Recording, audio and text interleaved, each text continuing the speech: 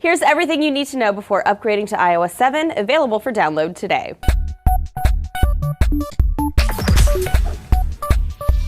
iOS 7 drops today for Apple users, so you can go download it now on most iPhones, iPods, or iPads. iOS 7 is the biggest change to its mobile game ever, according to Apple, and there's a number of revamps worth mentioning. You'll see many of your settings in a new control panel accessible in a pull-up menu, enhanced multitasking, a redesigned camera app with filters and automatic categorizing of photos, new Safari, smarter Siri, iTunes Radio, and so much more. Oh, and all the pretty colors.